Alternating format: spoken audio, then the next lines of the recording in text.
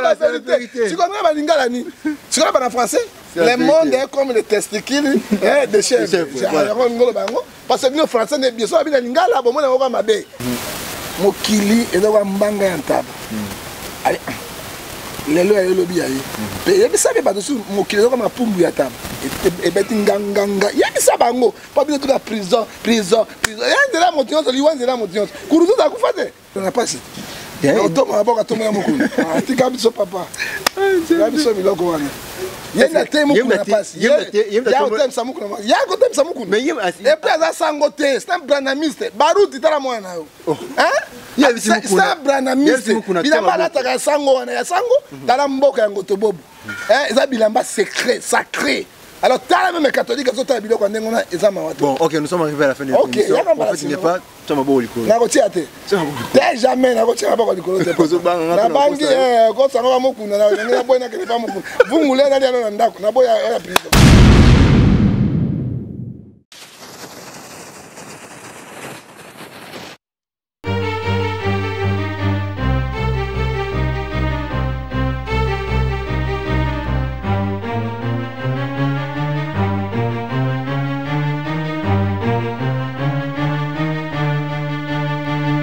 Gallo Promis Gagne la casquette de la presse congolaise a possible de partout aujourd'hui. Il va quoi qu'on a encore une fois de plus Nabanda qu'on a besoin d'avis que vous avez que belé wana so bomoni chapeau. Vous voyez que non la casquette de la presse hier wana po ayaka na makambo ya bien. Surtout beaucoup plus sur l'actualité. Ah surtout voir libanda te toya ka to fanda dans l'actualité. Boulkaraboye pourquoi a été comme ça, pourquoi Salama Kibongo, c'est 100% analysé toujours avec Gallo Promis. Ne tombera jamais. Là je profite de saluer Shibida Bibiche, pourquoi pas de dire un grand merci aussi à Brida l'overdose, merci pour la fidélité, merci pour la confiance aux Osana Bisso, aux Osana Gaël P, aux Osana Jean Mwanza, pour tout ça la Kamusala et Aboy. Toujours Balandignon sur la dose officielle télévision, tout ça pour la Bino. Mais ensemble avec le pasteur Ngefa, prophète du peuple, Nayende tout, mais quand sur la Makambo Tali peuple, alors prophète du peuple. Donc il n'est pas le prophète de la nation comme l'autre, mais il est le prophète du peuple. Donc on est là avec lui, ensemble Jean Mwanza, tous les Kakarato sont là. Prophète Ngefa, bonjour. Bonjour Ndeko, casquette, on est au banc Sangai parce que c'est au monde de Bakumba l'attaque. Ouais, na kumu ya presse. Bon, ndengo ya o yana biloko sika et te bakongomani nyonso bolanda. Parce que ngai loko nyonso malamu na lubaka. Et loko ya mabendi na telemela kango, je crois au promettre bango okoloba actualité. Oui, ezali na kati ya mboka kola banda lokumu. To banda na sambo tata na pamboli yo lisusu na kati émission yo.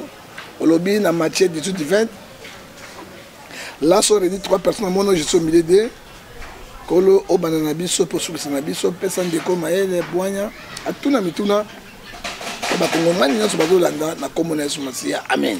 Amen. Prophète Ngefa, bala nyoso bazolanda biso, bazana peso ko lo sako na yo. Mpuku aliaka ebendete so ale mine ko bukana ti. Bibi je suis dans le bi lo sako prophète Ngefa. Soko moni mpuku abominyao. Donc mukile bébé. Nathalie Loko na Bruxelles le sako prophète Ngefa. Alors bi bangela nkema angele tafe. Et Jean Mwanza, le caméraman présidentiel, le prophète Ngefa le sako. Au moins, tu as ma belle Mobuta Teka Congo Mokomokote. Brendan Domba, Derby le Kasso pour prophète Ngefa le sako. Balobiete, na le sako. Ata, Njokwa Tonda Kinazamba. Mais. Oh, bah, bien écrit à qui m'a dit pour la monnaie en soko. Maman Franzi Maboussé, les grâces Kazadi, Joël Kazadi, prophète Ngefa le sako. Chocolat le mokondi to sukawan. Merci, on est là. Vous comprenez, c'est bel et bien l'introduction de notre émission. Et Bandaka bon avec les prophètes du peuple, prophète Ngefa. Prophète Ngefa, les prophètes du peuple. Tout message na prophète de la nation. Yo yeli ce prophète du peuple. Par là message ni za katuana. Non, prophète de la nation e ba kombo oyo ba sai na nzambe bazoko memaka yango pona ko sepel sabat. Voilà. Jean 12, 43, lobby, ils aiment la gloire du monde que la gloire de Dieu. Prophète de la nation. Et ça qui n'a pas moko Israël. On zambe azomisana chaque étant prophète moko. Il va bien qu'il y ait une nation, Israël. Mais aujourd'hui nous avons plusieurs nations. Congo est une nation, Brazzaville est une nation, France est une nation, États-Unis est une nation, le prophète est une nation. Alors Bible est permettre biso. Dans Ephésiens, chapitre 4, verset 11, il a choisi les autres comme les apôtres, non les apôtres des nations. Les autres comme les prophètes. Non, les prophètes de la nation. Les autres comme les évangélistes. Les autres comme les pasteurs. Les docteurs pour la perfection de l'église. Alors, nation, on est dans le Kumuna Bango. Mais Ngai, on est dans le prophète des nations. Nation d'Aka Congoté, nous avons plusieurs nations. Mais nous avons des prophètes, il y a peuple congolais. Voilà, prophète Ngefa, prophète de la nation, prophète du peuple, prophète Ngefa, prophète il y a peuple congolais. Donc, après cette position, tout qui est dans le but, prophète Ngefa, le lot où la collectivité à pasteur Sanganaki, à l'époque, président honoraire, a remis qui m'a dit pasteur. Mais tout ça, quand le lot où pasteur a commis ignorer que Bazoa Rambon Wanate. Par nayo na likanisiwana na éviter les anines. Ndeko bazali dinte bazala basali na nzambe. Parce que le père des mensonges c'est le diable et le binabiso na Jean 8:44. Ceux qui nazo mona lo ba pasteur bazo wanga na Kabila. Ezali ba pasteur nyonso te bazaki na 12 na moko ki jamine kwa 13e apôtre. Voilà. Oyo bazaki na accès libre ya kolia mbongo ya Kabila. Mbongo yango Kabila zopisa bango ndenge bazo conseiller ba prophétie lokuta lokola Jérémie 14 verset 13 à 14. Hein? Bazaki koleka na nzela ya pasteur Théodore Mugalu oyo ezalaki chef de maison civile pour na Kabila pe ko mona mama Olive. Voilà. Ba église batongi, bandako batongi. Bambongo bazala ngo bazwaki église tende konanga eza Kabila moto zopesa bango. Alors bazangi même irreconnaissant même connaissance lobo so yonga la Kabila ngala zokamo mais Kabila kaite Kabila na Tshisekedi c'est qu'il oublie hein coalition de tamu sambokati tamu ni wanga na Kabila mais wanga na Tshisekedi boy hein papa tamu la okidi kamboyo combien de fois tokaboli mbongo epa ya Mukuna voilà et uti na présidence de la République na bureau ya Mukuna oyo to sali ba reno comme mbongo Kabila pese bango ba église o ba to saki na stade 3 fois mbongo utaki wa mais Mukuna tikele ko reconnaître on le sultan Mukuna ko reconnaître ngo ndenge ni mbongo e ba kabona e pa Mukuna te tango Denis alobi Denis so banga masolo Denis prophète Denis sa cité hein Denis so ba makama solo hein ko lo bana kitiamine na ba nani wana Kidiamine pena zalaki te na mona ke mingi te parce que ngala zalaki pe parmi batwa bazo kende menga lia mbongo te mona non na banga ki na mona ki mbongo mabe pezo souffrir na ko lia mbongo ya ndengo te parce que ezanga akala kaka. Mais tout à l'heure là vous venez de dire que no bondo que nous kabula mbongo pa avec Mukuna mais ndenge no lobi biso que non otikala lia mbongo na te yo ko ngala so biso vérité so ki na lia ki ata mbongo ya Kabila ata $1000 Attends 5 000 $. Mais Kabila a 250 000 $ dans Motomoko. 500 000 dans Motomoko. Hein? Kabila a 250 000 $. Voilà. Hein? Ça c'est la réalité. Bah pasteur à l'Okuta. Bah ça dit c'est bien pasteur en Zambie. Voilà. Hein? Si on a même un frère Motondimo, il y a un frère naé pour que on ça yango. Même Kabila a koufité. Kabila Zali pasteur Théodore Mogalo a koufité. Azali wana a quoi la vérité. Hein? Oh, bazo sala bango so ezali pasi pe lokuta. Papa ba China Kabila ndenge yoso. Nana pese Kabila prophétique à 150 ans ou 132 ans. Et a passé l'église de réveil non? Est-ce que et dans la catholique alia mbongo ya Kabila, et dans l'église de réveil, et dans la protestant, bango tout Kabila pesa ki bango ki bangis c'est Kabila. Oki ba wanga na te. Siko ya biso église de réveil mabe na ngoni. Bazo kende na kombo ya Poloso. Toi ba pasteur Tokobunisa catholique, parce que tu as le même personnel juridique dans la catholique. Tu as le même personnel juridique dans la protestant. Mon église de réveil, bon, ça dit pied d'égalité. Hein? Kabila a sopé la bangon bon. Bakena comme un pasteur. Et on a Matthieu 7, 16, tu connais bangon na misala na bango. Il y a le kuta. Mais ça, ça 10 000 pasteurs. Dans 5 10 000 pasteurs par CK. Hein? Tu connais Arche de Noé combien? Bambongo banako ya combien? Mbongo ebimi combien? Ba zubi lili ba panzi Kabila zo ba oh ba tunanga or que non. Soki ba silisi ba kota 12 personnes. Ba okabula mbongo wana ba mota moko grave. Tozaki pa Mukuna. Tozaki na Mukuna te yaka. Tozaki na Zibia Mampia. Tozaki na Deniles. Tozaki Sonika Foot presque bango so 12 apôtres. Sauf Kijamine. Après avoir finga catholique, côté les melabango, donc ça la boy mosenga na loko moko te. Mais ba boss la te, les là sont comme alternance, oh yo mosenga za ki pe pion moko nécessaire. Voilà. Osomona, si mango ba saki nini, par contre na bilan mo que na bengeli ba pasteur 100 francs. Moi j'étais là. D'abord, on finit catholique, il y a quelqu'un qui va so bango balé ngai boy lokuta tango basi ba kangama na kata bilo mukuna bazoli ya mbongo lelo bazowanga na Kabila bakuwanga na penzambe parce que ngai bazowanga na nzambe ngai ezali pasi mingi ngai nazali na charge na nzoto na ngai na ngai na décharger yango na miso ya ba presse nationale pe internationale na 2011 Moutatori Tshisekedi le père Kabila bengi Denis Lesi basololi tokei na RTNC avaba proclamé ezaki ngai Denis Lesi et Yann de Grâce leader et puis nani et passé El Kaoul to vadaki na émission na RTNC teko proclamé avant que papa Tshisekedi le père aux 8h c'est Kabila le père Kabila nde moto ya 8 obuki lokuta ozomona orke bana ko zomoke pa Kabila baliaki bistolia kité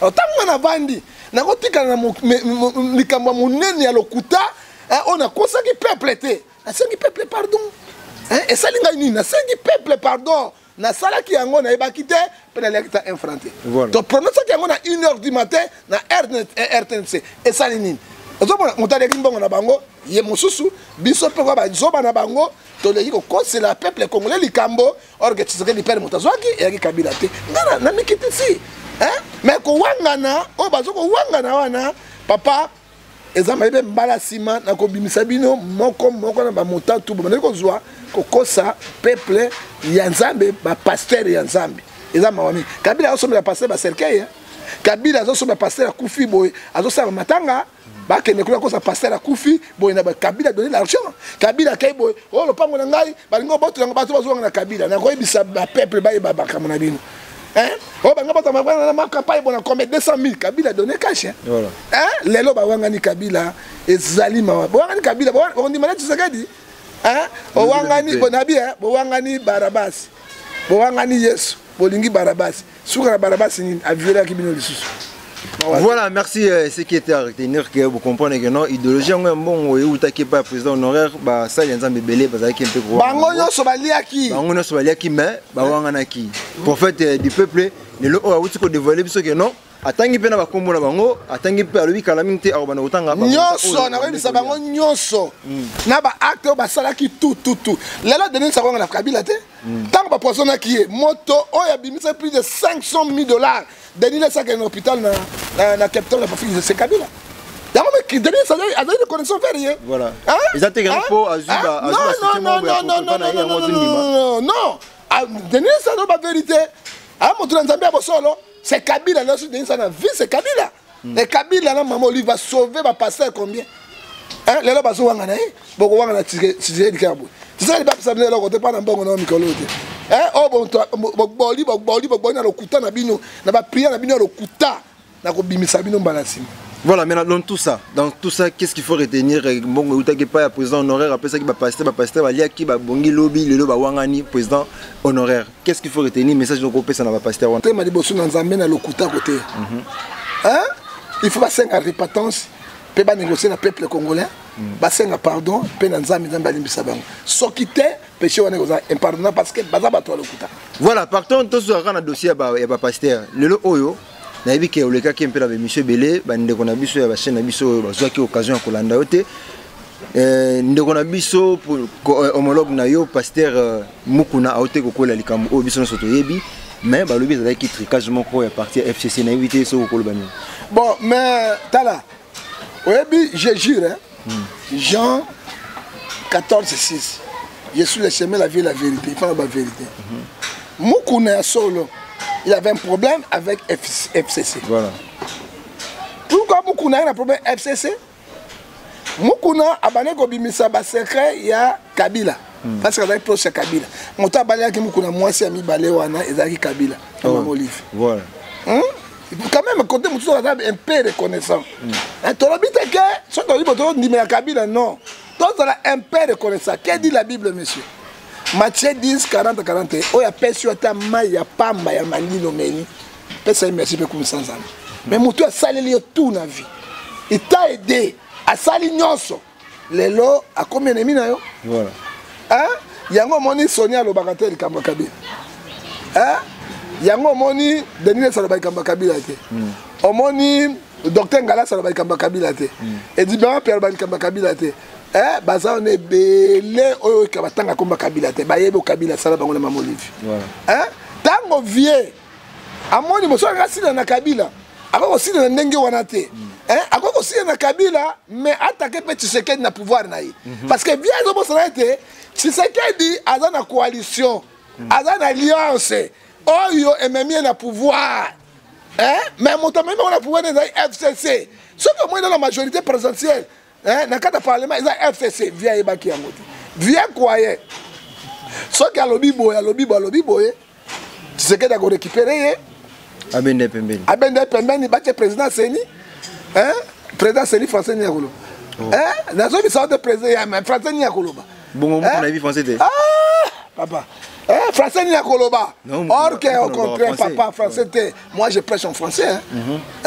l'interprète en ngala parce que mon roto que nous qu'on attend atteint les États-Unis ngala atteint la France na ngala interprète attention mais il faut y ba langue internationale anglais ou français ou kolobelo mokili mobimba ozona nanga c'est très important dans la vie il faut ba langue moko ozomona bon c'est qui était dans la coalition tango ya attaquer Kabila il attaque directement Tshisekedi mais il y a comment dire makambo ya otobenga tribalisme ngai naza muluba bakusala nganton ngai naza muluba bakusala nganton soba mikiti kuna tabango na kayas azobosa ete bazana majorité parlementaire voilà azobosa na yango tala lelo to suki wapi etango Kabila ministre de justice ya Kabila mukuna koti boloko pona Kabila fundi ete ou bien FCCT FCC na memi dossier ndopango wana mukuna koti boloko combien de bateaux bayebisaki est-ce que pasteur excusez éclaircir d'abord opinion est-ce que likambo ya vidéo wana ezalaki vrai ou eza montage mais likambo ya vidéo vrai ou montage mais tango basambaki mwasi ayaki te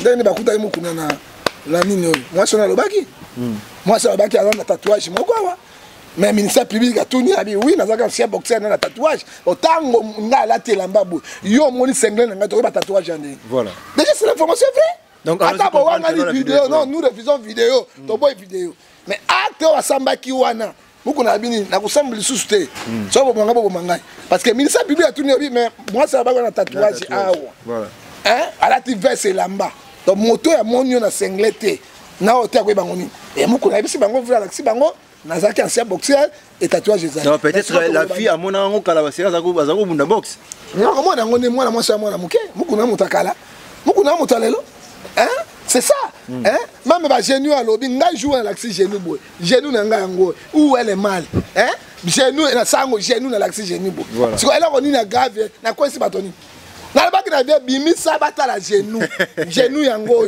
parce que là comme mosusu bakataka likambo genou na ngai yango papata genou na ngai c'est que là ko ya grave ezani bon soki bien l'accent genou même Cécile soki bien l'accent genou mais oui et sika sango azalaki mais to ba biso ni ba conseiller makambo OK bien l'accent genou ngai na l'accent genou bo admettons que l'accent genou na concordé na auto moi soki l'accent genou sur concordé to bi lokuta mais biso to telemeli yango mais fait aboya ki chez nous mais siko oyo mona ki ndenge tatouage nous disons ceci moi je suis pas na niveau au sambi samuku na parce que Bible pekisi na Romains 14 verset 4 voilà après ces prérogatives na Romains 13 verset 4 ba juge ba sam et après singa ndingisa Ephésiens 5 verset 11 na condamné ba effet tango ba effet ezali qu'est-ce que vient mukuna va faire asenga pardon na église pe na bana na nzambe ezali kama muke ngala to loba wati na salaki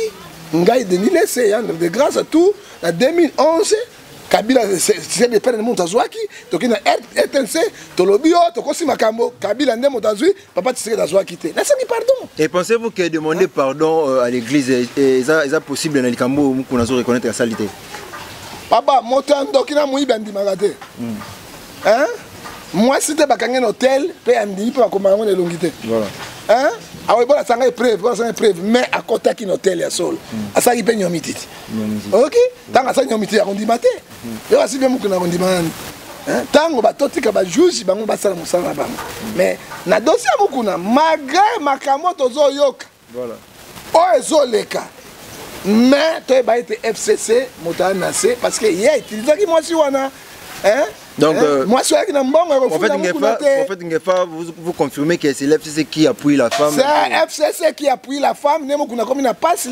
C'est FCC parce que le ministre de la Justice a monté FCC. Mais non, Bino va pasteur. Et faut ni bozo ça la pour demain. Na bengi mukuna avec Akati. Na bi vieux. Avec la prison. Na bi collègue na TVT. Tikato bundela. To luka mami. To négocier na yi. Ana prérogative ya ko retirer plainte. Ozo mukanda bato ya bulubo ozo ngisela yi. Espère sala ki yango.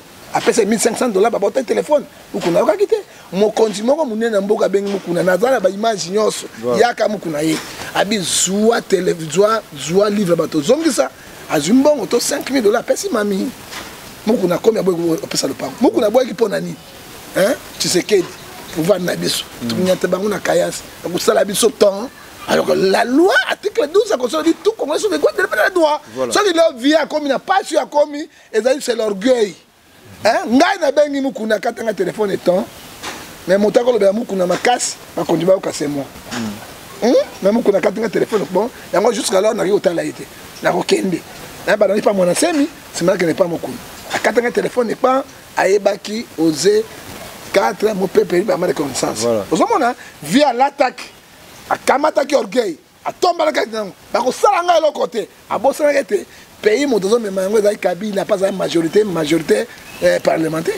Voilà, prophète Ngefa, vous accusez l'FCC d'avoir influencé la femme pour le dossier. Mais accusé était Nabi mami akende ki wapi. OK, c'est que tout le akende pas il faut dire la vérité. Mais avec les propos non, c'est la bisayo. Akende ki wapi. Akende ki pas ya Bugumesa ya commune ya Kinshasa.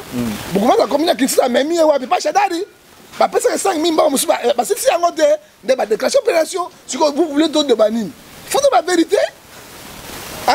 Il faut la vérité. Mais dans les propos tenus par évêque Mukuna vers le président honoraire Joseph Kabila, non, c'était vers la famille de Mouzé qui a ébi bateau au moment Mouzé Laurent Désiré Kabila. Vous pensez pas qu'ils ont sous infraction? Eux condamnés toujours en infraction. Voilà. Moi, nous, il y a Kabila Bimia. Tu comment on est nani? Oh, Aden. On a moi la Kabila yi bangote. Hein? Bandeko ya ye. Babi bayi moi non. Moi pas yi bangote. Basa moi non. Papa, celui qui veut tuer son chien, il a qui des rage. Attention. Hein? Parce qu'il a bimia. Amuku na ba que moi problème na yebi, oui, na yebi. Hein? Avant verbalement. Mais moi na bimi na télévision habito sangi ba Aden. Hein? Si quoi famille il y a le roi de dire Mukuna tu vas porter plainte. Pas plainte il en a mis dans côté. Hein? Bah pourquoi moi na wana ba porter plainteité. Ba ebiete ba ebi bangote. Hein? Peli kamonga la lika bo. Ya ma famille na bango. Parce que moi c'est ma bano si sango, c'est n'a rien à voir ba dia n'est pas na biso. Mais pourquoi Mukuna bozo sem sa pona ni? Bozo sem sa Mukuna pona nini? Outrage pena munene ndo ya sali wana mais rien. Mukuna na pasi, moi na fa di banda. Mais toko le belo koni. 2 poids, 2 mesures. Est-ce que la démocratie est là? 2 poids, 2 mesures. Donc nous faisons cette parenthèse qui l'évêque Pascal Mukuna Oazoko demeure toujours. Mais nous sommes ensemble avec lui, l'église Simanaye. Nous prions pour l'évêque Mukuna. Ce n'est pas pour la première fois qu'il y a Mukuna à Kota, Koutina à Kotaki. Et là on ne va pas l'évêque Mukuna, Koutina à Kotaki normal à Bimimouela. C'est-à-dire. Mais bon, son noté. Voilà. Koutina à Bimimouela. Non, il est là, bon, on a dit et c'est la vie, là, on dit, pompa qui est. Denis, c'est à Kota qui peut monter sauver Kabila. Denis, ça va dire que Bimama Kila, na mine, on a monoko. Kabila, n'a sauvé qui Denis, c'est même Nenga Kanga Kiawa. Avant de tenir les ici, Mboumama $35,000. Denis, c'est un plutôt $1. Avant de dire que c'est Makila partout, c'est Kabila, n'a sauvé qui est. On se comprend, alors j'ai peur de Mukuna. Non, on a sauvé. Nana ko sungaye soki nzambete tribalisme sungaye tribalisme ça là côté parce que tribalisme batiki mukuna kuna balu bebele bazali basa élection ni balu bebele bazali aw basali pona nini na ndeko na bango mukuna te azo samba sel mutute wapi balu ba ya mamoto na banani batonda ka wapi yango moni bible lobi Eli na moto, ils pas. Jérémie 10, verset 42, maudit soit l'homme qui se confie à l'homme. Voilà, dans tout, qu'est-ce qu'on peut dire sur l'État? Mboko qui est malade, qui est malade. Mais tout est carré, juste ça, la mboko est catastrophique. Mboko est malade, mboko est malade. Et là, comme mboko et papa, ils allaient d'accord. D'accord, est-ce que va signer un petit peu de bakor ememi mboka na pelengendu na poloso na isolo tokende yango boleya bakoro yango totunaka papa akoro yango ya mutu ya moto balia liso ya mutu totunaka papa mokuna mpe akufeli kaka makambo ya bakoro oyo so totunaka bakoro yango bosinya nini oyo okombaka peuple siko parlement mpe ezali représentant ya peuple bokende na bakoro yango na parlement totanga toyeba kaka bakoro oyo bacontrat yango nini boteka mboka contrat nini après 5 ans bodi mboka boteka yango na barwanda na burundi kongo ekei donc kaka bakor toyeba eloko basinya te basolola nini nzambe sunga Congo évangile selon moto na moto évangile selon prophète Ngefa lelo tokoloba nini selon prophète Ngefa mboka ezotambwisama na mboka nani FCC ezotambwisa mboka parce que bango bazali majorité parlementaire bazali majorité sénatoriale bazali majorité na gouvernement bazali majorité na gouvernement provincial c'est FCC des patrons ya mboka. Mais là, tout le monde est remanié, ça la société à l'État. Basu kaka bakombo ya bato oyo bazala ki zala ki wa. Bato ya Kabila nde bazongisi ba. Il faut dire la vérité. Bato ko la ba mende. Mbwa mundela okanga na mende. Wu. Akonga mende akoma pembeni na idi. Mais c'est quelqu'un qui a bossé, il a travaillé bien dans gouvernement. Il a travaillé bien ni. Yemen azako ndimela ko azako ndimela kama kama mabe. Mais ça déjà ko ndimela peuple congolais.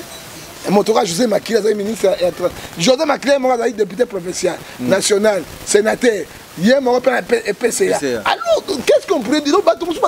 Tous les combats Kabila Kalazong si bangon a fonction. Ça dit quoi? Les accords. Mboka est un accord, monsieur. Mboka est un constitution, un principe. Non, profitez à l'occasion de donner le message fondamental. Alors, le message est un les pays qui et puis les accords na bango bazotala nde autorité na bango bakotala nde autorité légale na bango ya likolo bakotala peuple congolais te bakotala hiérarchie na bango bakotala peuple te peuple a toujours la souffrance pe na ba souffrance toyebi nde tokosala maintenant regret na yozani pastange regret na ngai ya liboso il faut bakor ekufa voilà ya mibale président a dissoudre le parlement. Mais à côté de ce parlement, parce que la crise est entre le parlement et puis le gouvernement. Moi, je suis au-dessous de l'exaté. Il y a mis Sato. Alors, à tia bateau, il y a un pour le temps de Congo. Il y a un bateau à Kalanyos. Mais après, il y a un bateau. Si on a commis, il y a un Kala et qu'on a insulté. C'est la continuité de Kabila. Il est toujours au pouvoir. Voilà, les camus accord au Tobanda ou le Belongo Tile l'autre baraté accord yango nini journaliste accord yango nini balena mutu ankema balena mutu ya moto accord yango nini oyo ezo bloquer mboka boy bande kona ngai mboka ezo kangama na accord yango nini oyo peuple ebité boy bataka biso te accord ilani na lobby bataka biso te ngana yo nazo banga lobby comme esclave na États-Unis on est ba bête aboma ba noir kuna ngamba mona accord ekoti elandi biso tina OMS ba expert chinois ba yaki ba sali ba diagnostic na bango ba trouver que aucun cas ya bato ya COVID-19 mais toujours kaka docteur Muyembi azoko insister kaka ba augmentation zo mataka ya bato eza lokuta au moins na mboko yo ba principe démocratique ezalaka bakangi bazo 50 personnes à 51 bana coronavirus ba chinois ba ata moko te automatiquement monsieur ministre de la santé na équipe na Muyembi ba démissionner. C'est incompétence notoire. Selon votre analyse. Selon notre analyse, l'analyse dans le monde de mon besoin raboé. Donc, à Congo africain, dans la nature, il y a des démissions. Et Zali Mawami. Pour ça, il y a une analyse normale. Déjà, tout le monde décide déjà mise à. Mais par contre, il y a d'accord, les 26 bango, nous sommes tous en accord. Nous sommes en accord, monsieur. Accord les 26 bango, pour que l'on bango dengue, nini. Aujourd'hui, il y a mis 4000 cas. Il y a monté Bembe. Il y a monté le coronavirus. Mais il y a eu des proches collaborateurs sous le président actuel. Bakoufi na Covid. Bakoufi na poison, ce n'est pas Covid-19 Il faut dire la vérité. Covid-19 va faire la présidence, na parlement va faire rater, na bureau premier ministre va faire rater, bureau à Kabila ya va faire rater. Kaka oyo, pe bazo continuer okufa. Même le pilote président akufa. Bien, on le bilobi, akufa nini. Akufa nini ba aussi la kaka aussi là.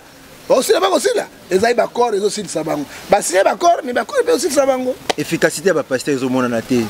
pasteur va corrompu. Tant pasteur comme corrompu, nous avons kunate. Hein? Apocalypse chapitre 3 verset 15, vous êtes ni froid ni bouillon, ni froid. Moi Dieu, je vous vomir. Nous avons pasteur, effectivement pasteur.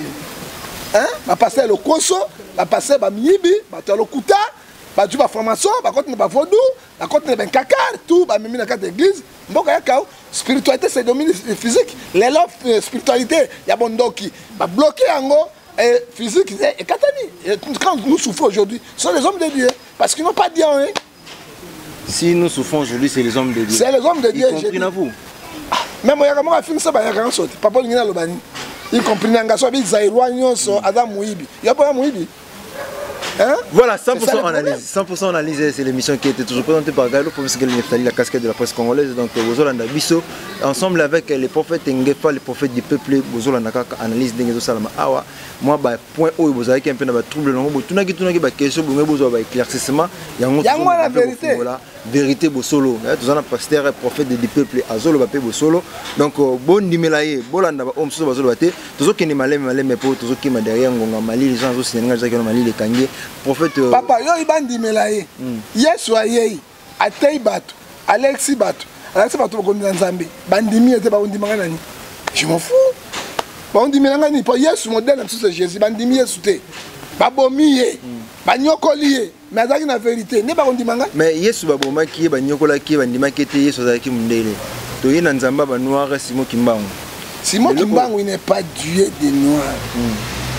Hein? Simon Kimbangu azaki prophète, même si c'est Simon Kimbangu, azaki catéchiste protestant. Hein? Azaki na protestant avec un mission. C'est là où Simon Kimbangu a bini. Il y a un moment dans la carte église de Simon Kimbangu, bazana ba croate. Au moins na quoi Jésus. Mais na catholique okuta yango, azaki mission catéchiste. C'est là où Nzambe akuta na kinaye. Simon Kimbangu azali prophète noir. Hein? On Nzambe utilise qui est pour na makambo indépendance. Hein papa, la commune de Matadi na moni est-ce que Simon Kimbangu a le kolezali hein? Na moni yango hein? Quel est la bolok ba tient na lumbaso pour ba faire après prendre Jésus salaki. Mais de dire Simon Kimbangu faisait le miracle au nom de Jésus-Christ. Et Christ Kimbaki c'est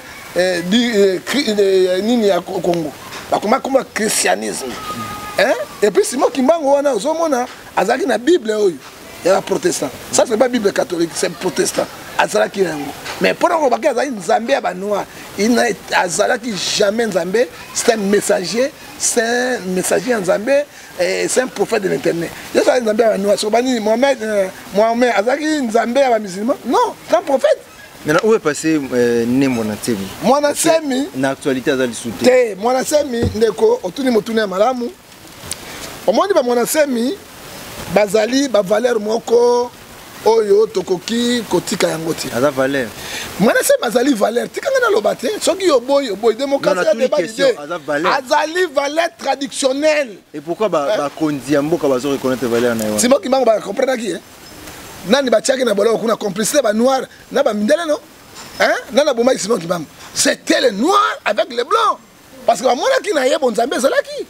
Hein, le quoi mon asemi azali valeur traditionnelle ba valeur wana il faut to battre la yango hein toyoka Simon Kimbangu ozotanga lelo mona été hein toyoka lianja to mona lianja te mais lelo biso du chance ya komona mwana semi hein oyo leader charismatique ya noir oyo azo présenter valeur ya ba noir hein ya mboka na biso aza moto ko soutenir yep to ko boma été beaucoup ko assassiner été. Parce qu'il a quelque chose de dire. Tout le monde qui valeur traditionnelle pour pouvoir t'exaucer. Tant qu'on confie 19 et combien? Moi, c'est Mabimaki. Azo benga na esprit. On a qui yango. Les là, c'est na Kinshasa. Est-ce que Corona est frappé? Non. Et ça, c'est un pouvoir de monde n'a pas pessi bango. Il y a traduction pour défendre le peuple coloan. Alors, moi, c'est n'est pas seulement pour le Congo. Ce qu'on a bagaming na ki Congo, parce qu'il aime au Congo, azo valoriser mon nokonaye. C'est moi, c'est Mazali le là. Simon Kimbangu balobaka na Mbandaka.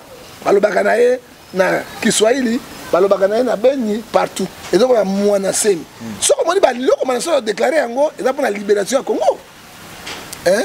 Mais Simon Kimbangu a déclaré une indépendance, libération du Congo. Mwana semi ba comme na nzela wana. Ce sont les valeurs. Les là to bomaye, akokende, donc c'est bisika passe mais bato mosusu bakozwa chance nango te baprotéger patrimoine wana mwana ça bazali patrimoine national on va le protéger nako biso loko moko parmi les présidents nyonso ya Afrique il y a France le plus grand président c'est Chirac mais tant que Chirac a kufaki balo kune wapi na kati ya cimetière familial ni ba président ni quoi ni ba soda ye moko kaka na famille na cimetière familial pourquoi traduction na bango azaki valeur azaki babalozaki culture na bango azaki na valeur moko ko valoriser culture na bango olé bato bagang c'est comme le monasemi il est vivant c'est un monument hein monument il faut protéger yango na baki monsieur moko ko la preuve vous m'appelez to côté na zuso na zu essence to kei ko tala ye sikazali awa na SNPP peut ko solo na ye mais est-ce que batie na SNPP pour quel cause par le bas dans liboma mais dans liboma te mais il est super le bakiti hein Galate 6:16 à cause de la vérité je suis devenu votre ennemi fou hein ala na liboma te azali ne normal ezali mabolo ko batie parce que moi batie na makala te bazo banga kobuka makala mais non hein message clé au groupe ça na ba autorité ya mboka na biso obazoni okola molimo ya ne mwana ntemi parce que ils ont reconnaître valeur ya mwana ntemi non ça valeur ça l'incarnation ce qu'on peut ça message chef de l'état en tant que garant de la nation batonner ba un phénomène toyoka ba Simon Kimbangu toyoka ba papa oyo nani Lianja mais tout le monde a bangoté to vivre na mwana ntemi moi-même en question je vais aller les voir donc nous tala et donc c'est le chef de l'état ata ba policier na ba ibaki biloko nzambe alimbisa bango ba conséquence va pouvoir traditionnel mais bon ça ndako na ye bozo mona semi botika parce que un papa de 85 ans qui na mikolo bien okufate hein akufela boko na binote et cause la malchance les longs bout akufi azongi na mboka te les lots siko kongo tambola ndenge hein et tambola ndenge nini alors bon garder monument on a quelques jours pour attirer la vie à continuer vie na ye mais to komaka mwana semi na kati ya ba histoire na biso parce que azali valeur ya Congo démocratique hein alors to ko négliger valeur on a vivante sinon qui manque on a vu ba yeba qui était dans la coupe pas comme ba livre c'est quoi histoire de mwana semi c'est le moment total aye voilà, merci. C'est le moment totalement total à être belo une togosa dans Mutamutu Monantemi parce que à sa valeur, en fait, du peuple a reconnaître la valeur Monantemi. Na reconnaître. Bino ba kondiambo kapé avec tout le respect que toujours devoir Nabino, bon reconnaître la valeur il y a Monantemi, c'est un phénomène. C'est un phénomène. C'est vivant. Incarnation, un phénomène. Lelo oyo, tu as analyse Nabiso, lelo oyo qui président Emmanuel Macron a aussi relancé un message à propos du vaccin qui est destiné à la maladie Covid-19, pandémie qui vraiment dans le monde entier. Alors lui a déclaré que les Africains qui ont vaccin, il n'a pas le droit d'accéder à l'Europe. Il a évité réaction dans France, c'est l'Europe. C'est la France. Est-ce que France, est-ce que Grande-Bretagne est l'Union européenne? Macron est un diable vivant, un antichrist. Na mboka na ina le vaccin ba tubu ba tuta ba tuba ba topona et puis to moni ba avion belge ya Union européenne na ba vaccin yango vaccin ba to ba ni goma ba tobola nani mission ni bazana yango parce que Muyembe nous a promis 7e mois ba vaccin ko ya pour les essais yango biso ba kobai biso ba mbwa bantaba et ko simbate soki Macron lobi to contre l'Europe peut-être m'en fou angolais ali Brazzaville ezali ba pe Afrique du Sud ezali to ko zabiso mo na Afrique to ko ba Europe ezali pototé parce que pourquoi ba ko banda ngo na Italie te ba ko banda ngo na kati ya Chine sike banda kité pourquoi kaka na Afrique surtout na Congo démocratique ah ezali mboka ya pulaye to mboka oyo basaka ba se biloko nyonso to ezali mboka nzambe asali biso na biso ba congolais to kondima yango te so to kana pototé papa na poto na bango et la promesse du docteur Muyembe et la décision de Emmanuel Macron n'a évité Moutouni toko condamné beaucoup plus. Muyembe a kabimbo à cause de Mbongo. 1 Timothée chapitre 6 verset 10. Mbongo, Union européenne. Hein, ce que a couffé là, bomi bango, on met ce bomi bango. 49 000 dollars, millions, 139 millions pour passer l'essai. Muyembe a dit que Congo est allé parler d'un pays où il va mettre un vaccin dans le monde. Et pourtant, président chinois a lobby tomeki vaccin on a besoin de banyama sur bakufi. Et Didier Raoult a lobby ango tomeki ba vaccin spécialiste professeur bakufi. Et nani président Obama a lobby ba appliquer besoin de pourquoi la précipitation na Congo. Hein? Ba benga na Ghana, ba benga na Afrique du Sud, pourquoi na Congo? Congo za poulailler, hein, poubelle, il y a mortalité ya bateau. Non. Hein? Romain 8:31 si Dieu pour nous qui se rencontrent. Somme 34, vous savez, les malais appellent biologiste, Zambé à Kokangola Gabi Sokak. Voilà, c'était là prophète Ngefa, prophète du peuple. Parce que Ngefa, on parle sur l'actualité. On ne peut pas partir, on ne peut pas coller comme ça sans tout, mais qu'on peut épuiser l'actualité. Tout ce qui est tout ce qui est deux ou trois questions. Tout quand il y a confinement, tout ça confinement, le ministre de FSP a lancé le message que non, il faut exécuter ça là-bas. Éviter. Selon autant que parents, pendant 2 mois, matière, ils ont l'examen d'état avec quelle matière. Il faut ça la ligne de récupération. 2 mois, si vous exécutez ça, vous allez na poto, vous allez mbusu. Mbusu. Mbusu, c'est une combien d'état. Comme je suis malade. Si je suis à l'université, je suis 0. Moi, je suis à l'université et je suis dicté français. Je suis même médication. Parce que je suis 2 mois. Pour la récupération, je suis et puis, si je suis $20 $000. Si vous alors, pour ça, examen d'état même maintenant, moins 9 mois, 2 mois, se préparer pour pas présenter un mot. À ce que ça a été mawato, monsieur. Augmentation à $2.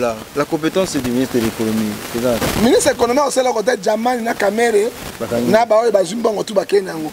Hein, subvention, réserve monétaire. Quand il a tiré réserve monétaire, na banque centrale est belée. Mais la banque est infrantée. Le budget de la besoin bouger. Na lobi dollar et franc congolais parce que le ministre de l'économie Azali magicien de mon côté. Le gouvernement banque a sous bâtiment. Réserve monétaire, Jamani, Kamere, Amida, il dépêche, le président Bazouba Bango.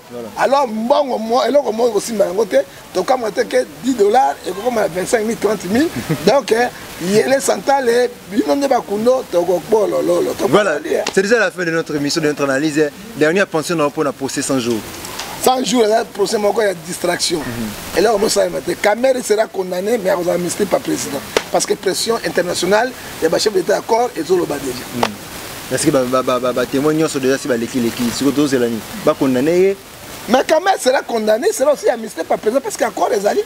Accord les alliés, mais jusqu'à la Kamere a le moins dans la preuve de la séquence, Kamere a détourné un bon. Prêt par les bossons à PCO. 1 800 000 pour dédoyer et comme il a un moto non na bureau à l'État. Kamere a donné les ordres sur la bouche et qui il va détournement. Hein? Est-ce que le témoin des autres comme ça? La personne qui a mort en moi. Témoin moi il va mourir Dima. Kamere 5 ba mo gigang balima. Ah mais oui, Joseph Boul. Moi il mort dans banda il va ba soso. Na bantaba mais soka idée bolande maindi pantabo manana nsama kem akange mo kole boleki bo komona ite wana zona kati ba mo gigi e wa benga ko ngbali o benga Joseph Poul yo wandima pourquoi l'accusation nyo soka bengi bango na mutu akamere ça dit quoi soka moni mwana soso atoni zungu mama zana kati il est là mais il est très intelligent. Hein? Accord et balukele. Non, accord et balukele, mais ça toujours d'accord. Dans mon directeur au FIDA. Hein? Bazouaka bambongo, hein? Détruire mbongo sans au moins la trace verbalement. Hein? Sans mon a signé kabimsa qui boy. On sala banini ba dit mbala rien infranté. Mais tele bambongo ba détruire au bazouaka. Donc on se mona, mais caméra na mayele wana. Yeba ete bato tout so batangi moto. Compétence voilà, moi de la fin, prophète du peuple, tout comme ça. Père Bolingo, Bosaï, Nicolas Zanabino, et Zabemba Libosote, dans le sur l'autorité, il y a un hôtel à Maï. Zabemba Libosote, parce que tout éclairci, Bana Mboka, Bana Congo, Bazali, Bana Mboka, basala effort te bazomona bilili oyo parce que baza basentinelle monene ya Congo parce que grâce à diaspora que nous vivons il faut te remercier bango mingi mokako soa bakende liboso mais l'état zwa mosala na ye. Mais apparemment prophète on dirait ki bon Nzambe pende ki longo kati na yo ki politique nde lati yo mais nga nazo comprendre yo te yo yeka na makambo politique olobi na makambo Nzambe kasi na makambo Nzambe yo kati monsieur je suis un eschatologue attention ngai motate ngai te ndeke na 24 novembre la phénomène hein je me souviens de ce soro na ngako kamo ngai bible na lala batianga na mutu moto apprendre ngai te na zai parler ba grand chèque on a 24 novembre maître John c'est moi Dieu m'a appelé OK mais Dieu m'a appelé attention connaissance na ngoko kasate ke outil boité c'est l'expression de Dieu même un politicien à quoi bangote et là on a bimisi bato même ba débat pour salaka 3 ennemis liés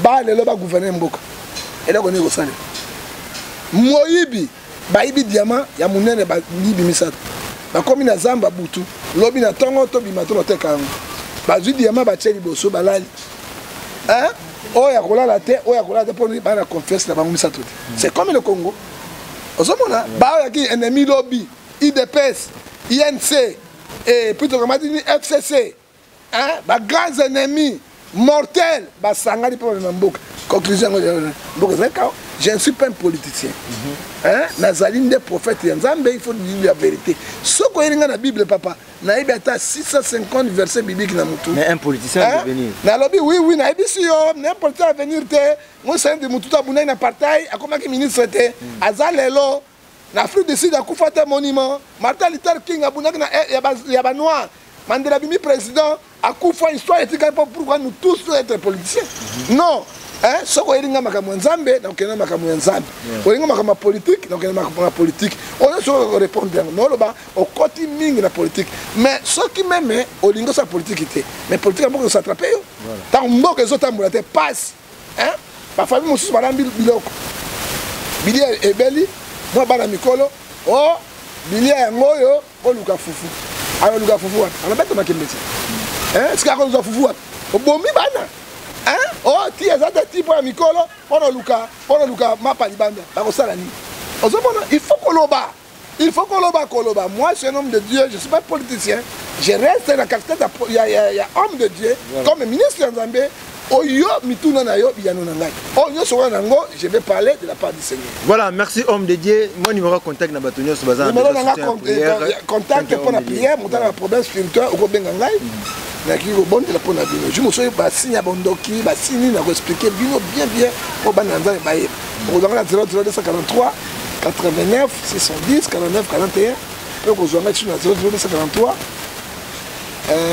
81 807 26 70 privé dans 00243 99 32 937 le banga suka yo papa olobi olia kanyamate oza pasteur munene moi si ya batu ya maman ya 6 enfants pour aza métis olongoli na ndako papa na ndoki abotaki na maman ya bana moto bandenge nani wana na kotanga ikomo mbala sibo eza église ya liloba obalia nyamate mozolia pe nyamate mama nazolia nani ozolia nyamate siko lobi olia nyamate ngalia kambwa te mais omela supu ambwa ole mbwa na matokolo na ito voilà Jamais aller dans te mêler sous dongo aller dans sous dongo ole dongo pe ko sa kolia nyamate papa ozolia nyama tika nyama ya batu akende papa mbala sima na ko soni te na kombo na Yesu na ko ebisa yo pote ba juti ba zwa likambo yo et donc on dit à biso vungule na kati ya makala parce que basai na Nzambe basambwisi bato basai na Nzambe papa soni moko zoleka babengo pasteur ezokola bazobengo kola ni mochwa tobongo la bisale na biso ezamba ba oyo te kata nyama wana oliaka te kolia pe nyama nzoto te pas olia nyama oliaka nyama nzoto olia pe nyama molimo kata yango. Merci, nous sommes arrivés à la fin de notre émission. C'était la Gallo pour Nzgali Neftali. Et pasteur, moi, ma salutation. Ok, merci. Nous sommes arrivés à la fin de notre émission. C'était la 100% analyse avec Gallo pour Nzgali Neftali, la casquette de la presse congolaise. ba réponse na mituna na bino nyonso bonde ko mituna ba détail un peu na makambo o bonde ko mpe ko mona flou et singela ki bongo to ya ma prophète du peuple prophète ne pas pour mais pour expliquer biso na kati ya bozindo po azali moko ya bato oyo balobaka bosolo babanga raté ata otie mondoki aza prêt obeta lisasi akufa na ye soki po lakisi nzela ya prison aza prêt matambote voilà nzela et puis yebisa bato mokili ezaka mbanga ya ntaba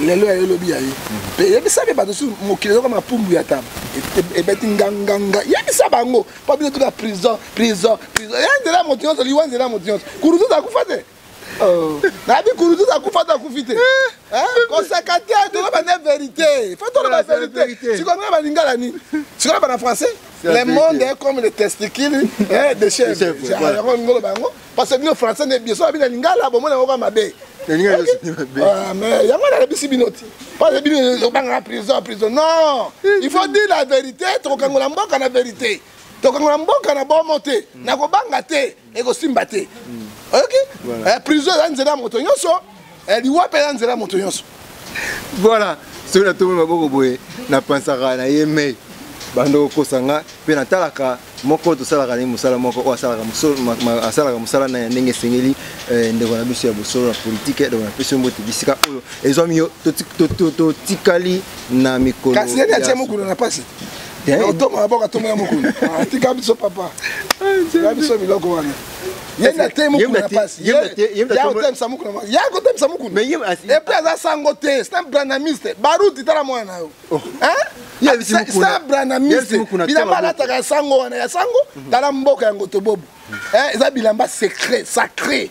Alors, tu as même catholique, tu as biloko ndenge wana eza mawato. Bon, OK, nous sommes arrivés à la fin de l'émission. En fait, il n'y a pas tu as mabo likolo. Na kotia te. Te jamais na kotia mabo likolo te. Na bangi ko sanga mokuna na boy na kelepa mokuna. Vungule na dialo na ndako na boy ya prison. Voilà. Merci à toi Nathalie Loko na Bruxelles, merci à toi Brida l'overdose, merci à toi Brenda Ndomba, merci à toi Derbile Kassopo, merci à toi aussi Jean Monza qui était là toujours derrière la caméra en train de donner des images. Donc minga le bezate na limbi. Beaucoup watini na seki, parce que c'est que c'est un photo c'est donc merci, on se revoit prochainement, bye.